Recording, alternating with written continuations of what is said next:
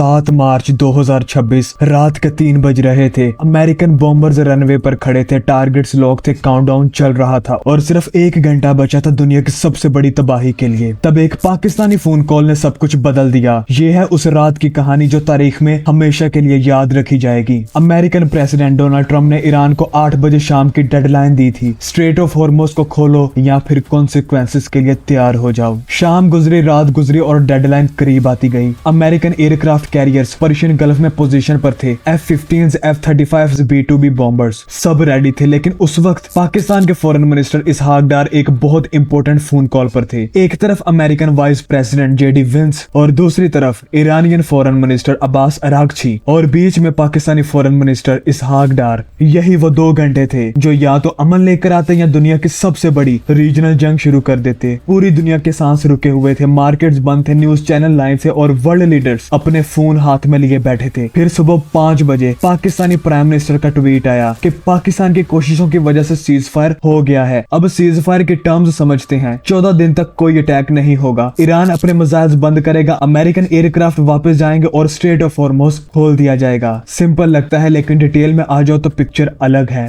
Straight of Hormuz जो पहले बिल्कुल फ्री था, कोई टैक्स नहीं, कोई चार्ज नहीं, अब हर शिप जो वहां से गुजरेगी उसे हैवी टैक्स देना होगा, ईरान को और ओमान को, चाहे वो शिप किसी भी कंट्री से हो। ये परमानेंट फाइनेंशियल कंट्रोल है जो ईरान ने बगैर फाइनल बैटल के हासिल किया है। ईरान के 10 पॉइंट्स में से एक चीज बिल्कुल क्लियर लिखी थी, अमेरिका ने जो भी ईरानियन एसेट्स फ्रीज किए हैं उन्हें फौरन वापस करो। इजराइल ने भी सीज फायर एक्सेप्ट किया, लेकिन एक चालाक ट्विस्ट के साथ। ईरान पर अटैक्स तो बंद किया, लेकिन लबनान पर अटैक जारी रखे। मतलब इजराइल ने अपना सिर्फ एक फ्रंट क्लोज किया, दूसरा खुला रखा। जिस सेकंड सीज फायर अनाउंस हुआ, क्रूड ऑयल प्राइसेस जो अपने बिगेस्ट एवर पीक पर थी, अचानक 16% नीचे गिर गई। अमेरिकन S&P 500 ने 2% गेन किया, जापान निकी ने 5% गेन किया, साउथ कोरिया QSPI ने 6% गेन किया। अगर नंबर्स को देखें तो एक पाकिस्तानी प्राइम मिनिस्टर के ट्वीट ने पूरी दुनिया के फाइनेंशियल इकोनॉमी को शिफ्ट कर दिया। अब पूरी दुनिया की नजरें हैं इस्लामाबाद पर, जहां अमेरिकन 15 पॉइंट्स और ईरानियन 10 पॉइंट्स पर फाइनल नेगोशिएशंस चल रही हैं। लेकिन यह सोचना गलत होगा कि दोनों साइड्स एक टेबल पर बैठकर बात करेंगे। अल जजीरा की रिपोर्ट्स के मुताबिक पाकिस्तान ने दोनों डेलीगेशंस को अलग अलग रूम दिए हैं। पाकिस्तान खुद एक कमरे से दूसरे कमरे में जाएगा, मैसेज कन्वे करेगा और नेगोशिएशन आगे बढ़ाएगा।